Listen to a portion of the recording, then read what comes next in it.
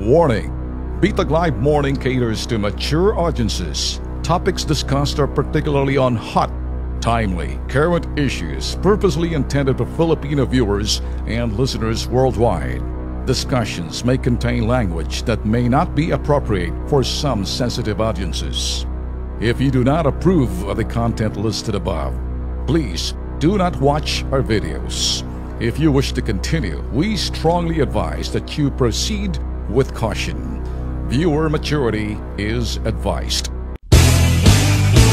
Kaya nga ako'y nananawagan na, may mga private company. I'm glad that there are some private groups of parents na sila doon sa sinasabing KWSN, Kids with Special Needs, humihingi sila ng konsiderasyon.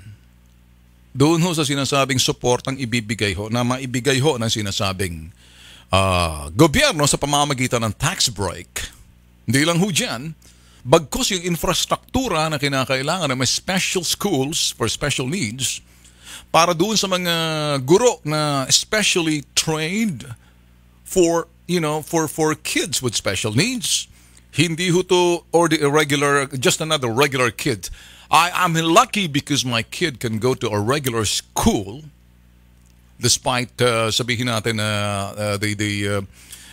not so much as the same as a regular kid in terms of expressing. Ako kasi bilang magulang, I am given by God with the ability to express articulate in the things that I want to say. Looking at my son, which is Brian, I felt, maybe it's time for me to be advocate and openly come up this way and hammer doon sa sinasabing pamahalaan natin na talagang bigyan ho. For me, I'm lucky. And thank God I'm lucky because I have the capabilities. Paano yung mga magulang na wala?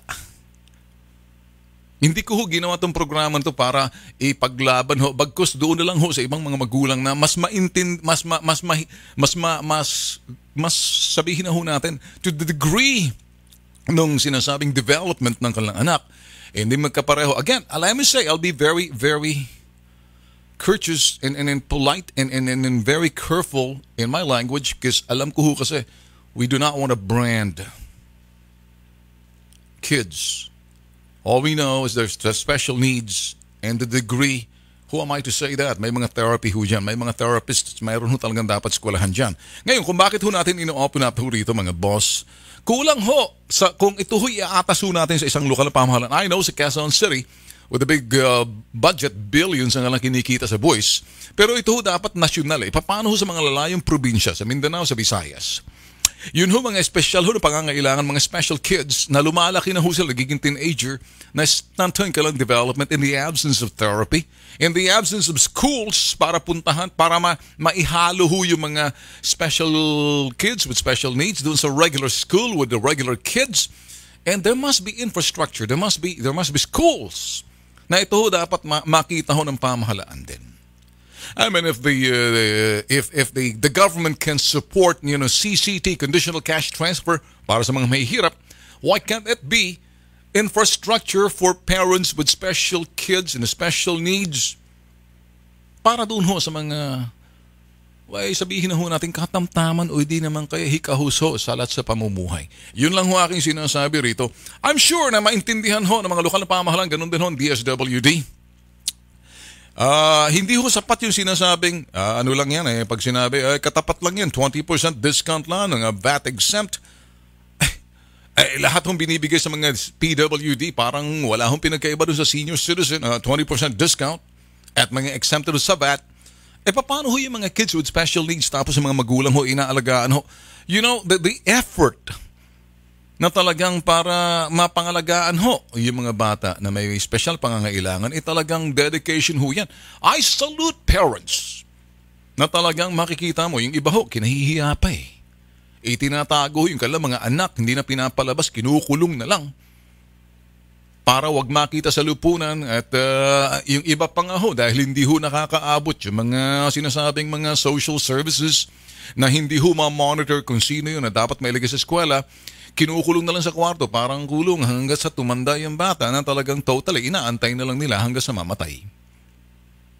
But there are parents who are now talking doon sa mga espesyal pangangailangan ng bata. Ako ho kasi dapat ang gobyerno ho natin tumingin dito para mabigyan ho ng mga malaanan ng pondo sa rehiyon, sa mga probinsya, sa mga munisipyo, or sa syudad na mayroong establishmento at mayroong paaralan at mayroong mga centers dyan para doon sa mga pangangailangan ng mga bata.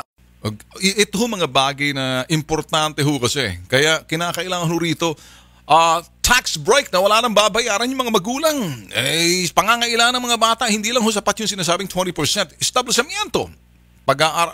Paaralan ho nila. Inuulit ho natin sakaling hindi ho nyo na napakinggan. Kasi ako talaga mag-iingay ho ako rito. Pasilidades na mayroong sinasabing tamang treatment, therapy, and intervention sa pangangailangan nito mga kabataan na ho to. Nasa poder ho ng kanilang mga magulang naghihikahos kapo sa buhay.